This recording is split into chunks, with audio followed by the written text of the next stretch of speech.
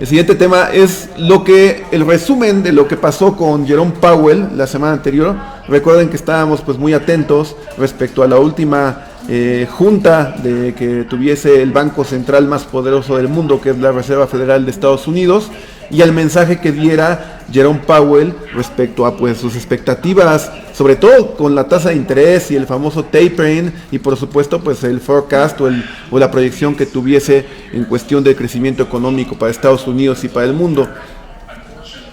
¿Y qué fue lo que sucedió? Pues sucedió, Jerome Powell manejó un buen discurso, un discurso muy en línea con lo que ya venía anticipando en reuniones anteriores.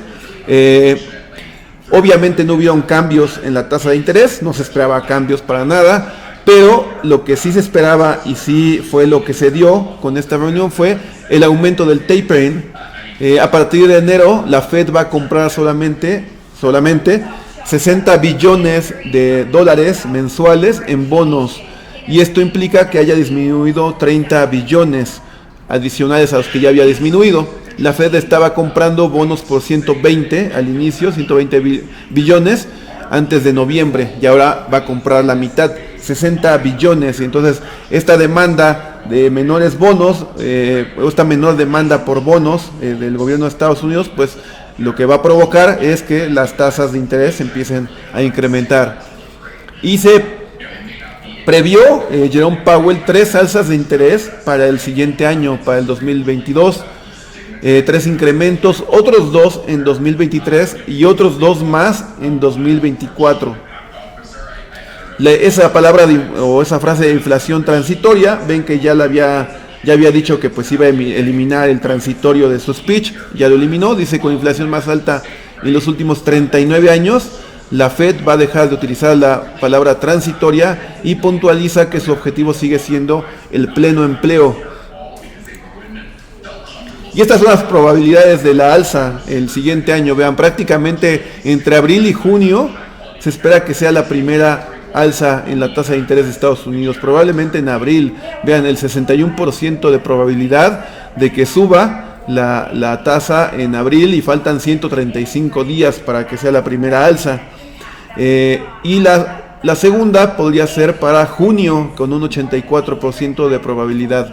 El rango que se espera para el alza es entre 25 y 50 puntos base. Se espera que incremente la tasa de interés, es decir, que suba para abril de pues niveles cercanos a cero que está actualmente, que suba a 0.25, y posteriormente para junio que suba a 0.50% más o menos. Esa sería la expectativa del mercado, o según las probabilidades del mercado. Y bueno, ¿qué es lo que sucedería después de que suba la tasa de interés? ¿Habrá un crash en el mercado o qué es lo que va a pasar? Pues bueno, según la estadística o la historia del mercado, se entiende que después de la primera alza que tenga por parte de la Fed, después de la primera alza, los siguientes 3 meses suelen ser en promedio positivos 0.5%. Está dividido ahí porque la mediana está en menos 1.1%. Pero los siguientes 6 meses posteriores a la primera alza se esperan muy positivos, con un promedio del 7%, y los siguientes 12 meses en promedio el 10%. Y destaca la probabilidad porque vean el promedio que ha tenido histórico. En 6 meses el 85% de las veces ha subido, y los siguientes 12 meses el 85% también de las veces ha subido el mercado después de la primera alza. Entonces, no necesariamente el que suba o normalice la tasa de interés, la política monetaria de la Fed, implica que vaya a haber un crash en el mercado, porque también hay un punto muy importante que son las tasas de interés reales.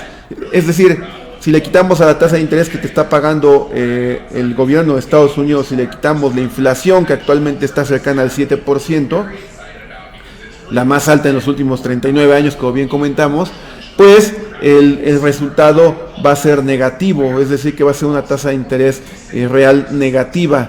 Y esto ya lo hemos visto anteriormente, lo vimos en el 75, o sea, en los 70s, 80s, vimos este efecto donde la tasa de rendimiento o tasa de interés real estaba por el menos 5%, actualmente está peor porque está menos 6%. Entonces, aunque la Fed subiera entre el 2022, 2023, 2024 al 2%, por ejemplo, la tasa de interés, si se mantiene una inflación similar a la que estamos viendo actualmente, pues la tasa de interés va a seguir siendo negativa en términos reales.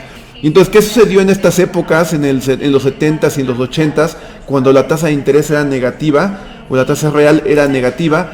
Pues bueno, acá tenemos la historia del mercado. Vean cómo la tasa de interés en la parte de abajo subió y el mercado experimentó una tendencia alcista desde mediados de los 70s hacia mediados de los 80s, pues fue una tendencia alcista. Entonces, pues, ¿cuál es una de las lógicas de ello? Pues bueno, no basta con que la tasa de interés suba. Si en términos reales estás perdiendo poder adquisitivo, pues el inversionista o el ahorrador tendría mayores incentivos o seguiría teniendo incentivos para buscar vehículos o instrumentos en los cuales pueda compensar el efecto inflacionario, y eso pues le da más brillo al mercado de valores. Entonces no necesariamente tendría que ser un detonante para un ajuste mayor o para un crash para el mercado.